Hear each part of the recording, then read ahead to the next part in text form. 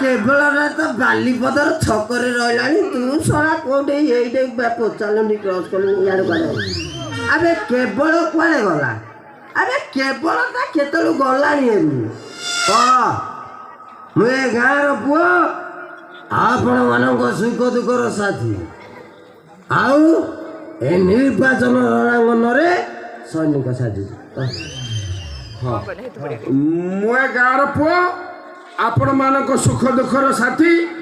ମୁଁ ଆଜି ନିର୍ବାଚନ ରଣାଙ୍ଗନରେ ସୈନିକ ସାଜିଛି ଆଗକୁ କିଏ କହିବ ଆଗକୁ କିଏ କହିବ ଆବେ ଶଳା ଭୁଲିଗଲି ପୁଣି ଟିକେ କହିଦେଉନୁ କ'ଣ ଫୁଲ ତୁ ସରପଞ୍ଚ ହବୁ ନା ମୁଁ ହେବି ମୁଁ ହେବି ଆଉ ତୁ ତ ହବୁ ବାଳଟା ମୁଁ କ'ଣ କହିବି ବାଳ ନା ବାଳ ନା ପୁଅ ଆଉ କ'ଣ କିରେ ଆଉ ହରେ ହେ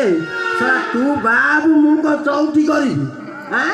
ଶଳା ତୋ ଦ୍ୱାରା କିଛି ହବନି ଆପଣମାନଙ୍କର ସୁଖ ଦୁଃଖରେ ଠିଆ ହେବା ପାଇଁ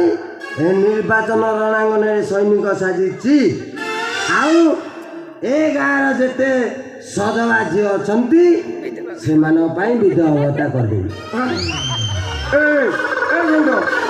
ଆରେ ବାଡ଼ୁଅ ଝିଅଙ୍କୁ କ'ଣ କିଏ କେବେ ବିଧବା ଭତ୍ତା ଦେଲାଣି ଆରେ ହେ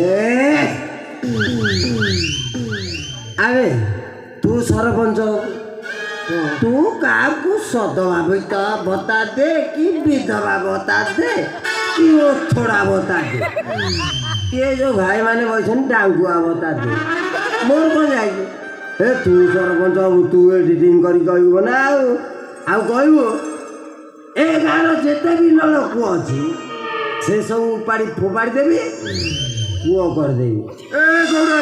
ଏ ନଳକୂଅ ଅଛି ନଳକୂଅ ଉପାଡ଼ି କୂଅ କାହିଁ କରୁ ଆବେ ଜାଣିପାରିଲୁ ରେ ଚଳା ତୁ କାହିଁ 400 କିଲୋମିଟର ଛାଡ଼ିକି ଆଇଛୁ ଆରେ ମୁଁ ଯଦି 9টে ପକେଇଦେବି 3টে ତମ ଗଞ୍ଜାମିଆ ଭାଷାରେ 3টে ପକେଇଦେଲେ ସାରା ମୁଁ ସରପଞ୍ଚ ତୋ ଦ୍ୱାରା ସାରା କିଛି ହବନି ଆବେ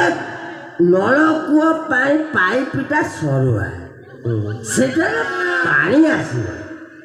କୂଅ ପାଇପଟା ମୋଟା ଥଣ୍ଡା ପାଣି ଆସିବ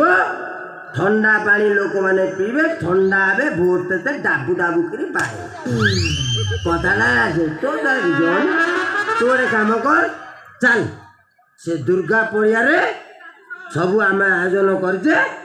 ସେଠି ଗଲା ପରେ ସେଠି ଦୀପକ ଭାଇ ହେରିକା ଥିବେ ସବୁ ଦୀପକ ଭାଇ ଜିତୁ ଭାଇ ଏମାନେ ସବୁ ଥିବେ ସେ ସବୁ ଭୋଜି ଭାତରେ ଆୟୋଜନ କରୁଛନ୍ତି ଲୋକଙ୍କ କଥା ବୁଝୁଛନ୍ତି